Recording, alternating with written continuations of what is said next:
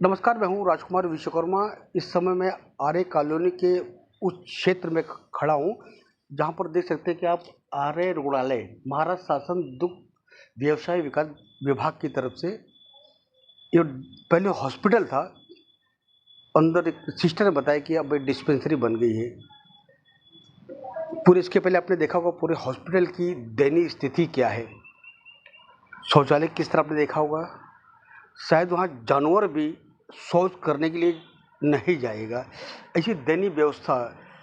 Ward की हालत आपने देखा, जो पहले हॉस्पिटल था, जो जिसमें पेशेंट एडमिट हुआ करते थे, वहाँ पे जो पेशेंट की जो बिस्तर है, खाट बिस्तर तो गायब, लेकिन जो खाट है टूटी फूटी पड़ी हुई है। मैं चाहूँगा कि कैमरा मेरे साथ में आइए। ये देखिए 1968 से बना हुआ है ये आर्य का हॉस्पिटल। आर्य हॉस्पिटल के ठीक परिसर के आजू बाजू में बहुत बड़ी ऐसी एरिया है जो स्लम इलाकों से घिरी हुई है। यहाँ पर कह सकते हैं कि बहुत सारे आदिवासी फैमिली परिवार यहाँ पर रहते हैं। यहाँ पर महानगर पालिका, बीएमसी, महाराष्ट्र शासन का इसके अलावा कोई भी हॉस्पिटल या रुग्णालय नहीं है। ये आर्य कॉलोनी वो क्षेत्र है जहाँ पर आए दिन चीते भी यहाँ पर निकलते रहते हैं, सांप हैं, कई ऐसे जानवर हैं जो कि कई लोगों की यहाँ पर इस तरह काट कर उनको बेचारों को जो है कि अकाल मृत्यु में जाना पड़ता है। अब सवाल ये खड़ा है कि हॉस्पिटल की दयनीय स्थिति, अगर कोई सीरियस मरीज यहाँ पर अगर आता है तो इलाज कराने नाम पर अगर यहाँ पर आता है तो पूरी तरह से आने से के बाद यहाँ दम तोड़ना निश्चित है। इस पूरे सारे मामलों को संज्ञान पिछले 3 सालों से ले रही हैं सारिका नायडू जी, जो इसी क्षेत्र में रहती हैं, आर्य कॉलोनी के क्षेत्र में रहती है। इसके पहले भी आपने देखा होगा इन्होंने एक बहुत बड़ा आंदोलन ठीक इसके मेरे दाई और वहाँ पे स्टेज लगा कर किया हुआ था। उनकी सारी मांग मांगी गई थी। जो सीईओ है आरोग्य दुग्ध डेयरी के, सारी बात मानी गई। इसके बावजूद अभी तक अभी तक हॉस्पिटल जो है पूरी तरह चालू नहीं पाए। पूरे मामले की जानकारी हम लेने के यहाँ पर आए हैं। मेरे साथ में यहाँ पर नितिन जी हैं और इसके बाद सारिका जी। सारिका जी, पूरे मामले की जानकारी आपके पास है, इसके लिए मैं आपके पास ही आऊँगा। पिछले 20, 21, 23, 24 आंदोलन किए जा रहे हैं। अपने आज़ाद मैदान में भी अपना आंदोलन किया, बावजूद इसके कि इस हॉस्पिटल पे बिल्कुल किसी तरह से ध्यान नहीं दिया जा रहा है। हमने 21 में यहाँ पे आंदोलन किया था, भूख हड़ताल, अमर अनुपोषण किया था। रास्ता रोको आंदोलन 2022 में किया था और 2023 में हम आज़ाद मैदान में भूख हड़ताल की है। बस हमें हर भूख हड़ताल के बाद में एक नया पेपर उपलब्ध होता है, जो कभी यहाँ के सीईओ कार्यकारी अधिकारी हमें देते हैं, कभी हमें पुलिस वाले देते हैं, कभी यहाँ की प्रशासन देती है। इसके अलावा तो बस इतना ही आश्वासन मिलता है कि बस ये आज चालू होगा, कल चालू होगा, रिपेयर होगा, 5 माले की बिल्डिंग बनेगी, 8 माले की बिल्डिंग बनेगी। इसके अलावा कुछ नहीं मिला है। ये सिर्फ आश्वासनों की सरकार चल रही है। सारिका जी, सवाल है कि कितनी आबादी होगी इस और हॉस्पिटल के अगल बगल देखा जाए तो पूरे कितने ऐसे परिवार होंगे, कितने ऐसे घर होंगे कि जिनकी वजह से आज वो पूरा परिवार पीड़ित होगा? कम से कम 5 लाख लोगों की आबादी है पूरे आर्य कॉलोनी में। इसके पीछे मात्र यही बीएमसी का हॉस्पिटल है? ये बीएमसी का हॉस्पिटल नहीं है, ये आर्य दूध विकास वालों के लिए बनाया गया हॉस्पिटल अंडरटेकिंग है, लेकिन जी हाँ, ये महाराष्ट्र अंडरटेकिंग है, बट ये महाराष्ट्र दूध विकास लोगों के लिए बनाया गया है। इस बात को ये रट्टा मारते हैं सारे और कोई एक्शन नहीं लेते। बस इतना ही इनका कहना है कि भाई ये दूध विकास वालों के लिए बना गया था, ये पब्लिक के लिए, लोकल पब्लिक के लिए नहीं बना गया था। बस हम इसको कोशिश करेंगे चालू करने के लिए, इसके अलावा कुछ नहीं कहते। 5 लाख की आबादी है यहाँ, इलेक्शन होते हैं सारे।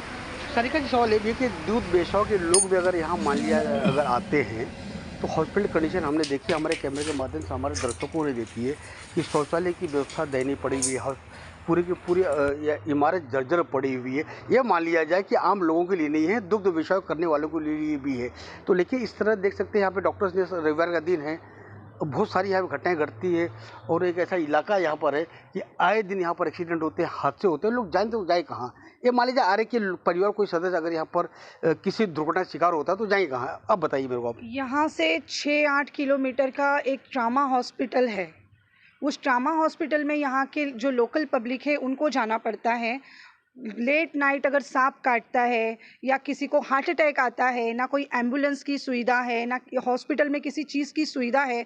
हमें कहा गया था कि सारी सुविधा फैसिलिटी के साथ में ये हॉस्पिटल चालू करके 1 साल के अंदर में पब्लिक की सुविधा में उपलब्ध किया जाएगा, लेकिन ऐसा कुछ हुआ ही नहीं। यहाँ से ट्रामा 6 किलोमीटर दूर है, वहाँ पे जाते जाते ही कितने लोग अपना दम तोड़ देते हैं। डिलीवरी वाली लेडीज़ लोग हैं जो यहाँ का रास्ता ठीक नहीं है, वहाँ पे जाने के लिए उन लोगों को बहुत प्रॉब्लम होती है। तो अभी क्या है सारिका जी, आपने 3 साल कंटिन्यू अपना आंदोलन किया है, अब नए वर्ष 2024 में आप प्रवेश कर चुकी हैं, तो अब किस तरह क्या प्रयास बाकी आपका रह गया है कि जिसकी वजह से फिर हॉस्पिटल जो वादे किए गए अनुसार चालू हो जाए? सर ऐसा है ना, हर बार हमने सबके वादे सुन के यहाँ से हम उठ गए, चाहे भूख हड़ताल करो या रास्ता रोको आंदोलन करो, हर चीज़ हमने इनकी मान के, हम इनकी बात सुन के उठ गए।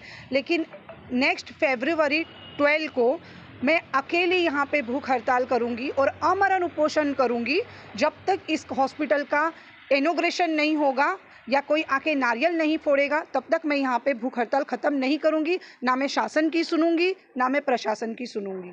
तो किसकी सुनेंगी अब? शासन प्रशासन के लोग तो जिम्मेदारी तय करेंगे हॉस्पिटल बनाने की। सर शासन प्रशासन ने देखो ना कितने सारे लेटर दिए हैं, हर बार भूख हड़ताल हमारा तो तोड़ा कौन है। आएगा जिससे कि आप मतलब मुतमईन हो जाएंगे, कॉन्फिडेंट हो जाएंगे, भाई ठीक है अगर व्यक्ति या ये प्रशासनिक अधिकारी आकर मुझसे वादा करता है तो मैं अनशन तोड़ूंगी?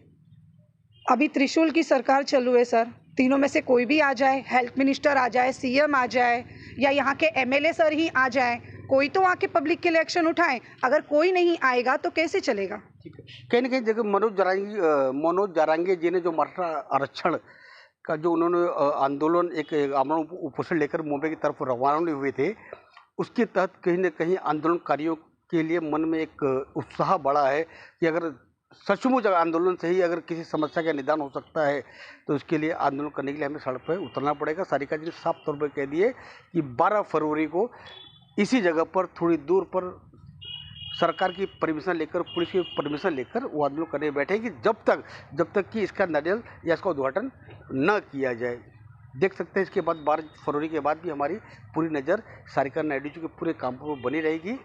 देखते हैं फिर सरकार कब तक जगती है। मैं राजकुमार विश्वकर्मा, आर्य कॉलोनी से।